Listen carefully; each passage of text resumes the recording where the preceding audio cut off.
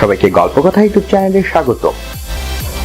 বিনোদন ও স্পোর্টসের এরকম আরো নিউজ পেতে আমাদের চ্যানেলটি সাবস্ক্রাইব করুন ও বেল বাটনে প্রেস করুন। আইপিএল এর পরই রয়েছে ক্রিকেট বিশ্বকাপ, তাই এবারের আইপিএলে বোর্ডের পক্ষ থেকে বিশ্বকাপ দলের খেলোয়াড়দের ওয়ার্কলোড ম্যানেজমেন্ট অর্থাৎ কাজের ব্যবস্থাপনার উপর জোর দেওয়া হতে পারে। কিন্তু কেকেআর ফ্রাঞ্চাইজির সিইও ভেঙ্কি মাইসোরের মতে আইপিএল আর বিশ্বকাপের মধ্যে পর্যাপ্ত সময় রয়েছে, কাজেই এই বিষয়টি আদৌ সমস্যা হয়ে উঠবে না। দিন কয়েক আগেই জাতীয় নির্বাচক কমিটির প্রধান এম.এস.কে প্রসাদ জানিয়েছিলেন, যাতে ভারতের বিশ্বকাপের দলের সম্ভাব্য খেলোয়াড়দের ওপর বেশি চাপ না পড়ে তার জন্য বোর্ডের তরফ থেকে আইপিএল ফ্রাঞ্চাইজিগুলির কাছে নির্দেশিকা পাঠানো হবে।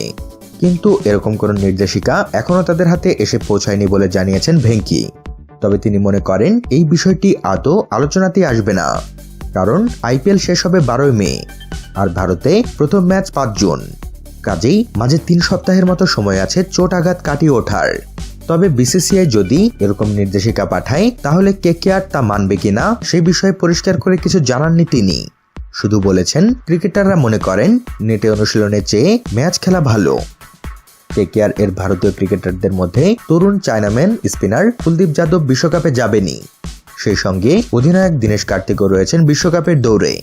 তিনি এদিন ইঙ্গিত দিয়েছেন 12 মার্চ নাগাদ কেকেআর আইপিএল এর জন্য শিবির শুরু করতে পারে। তবে বিভিন্ন ক্রিকেটারের বিভিন্ন আন্তর্জাতিক ও ঘরোয়া ক্রিকেট রয়েছে, কাজেই সবাই একসঙ্গে হাজির নাও থাকতে পারেন। এবার লোকসভার জন্য অনেক হোম ম্যাচই ইডেন ছেড়ে নিরপেক্ষ কোনো মাঠে খেলতে হতে পারে। তাতে কেকেআর এর অসুবিধা নেই জানিয়েও তিনি আশা করেছেন সব হোম ম্যাচ তারা ইডেনেই খেলার সুযোগ পাবেন। তো বন্ধুরা, বিশ্বকাপ স্কোয়াডে সম্ভাব্য চান্স পাওয়াদের বিষয়ে বোর্ড থেকে আগাম নির্দেশিকা দেয়া যেতেই পারে, যেন খেলোয়াড়রা বাড়তি চাপে ইনজুরিতে না পড়ে। আর এই বিষয়ে আপনাদের নিজস্ব মতামত জানিয়ে দিতে পারেন আমাদের কমেন্ট বক্সে। সবশেষে ভিডিওটিতে লাইক ও শেয়ার দিয়ে আমাদের সাথে থাকুন। ধন্যবাদ।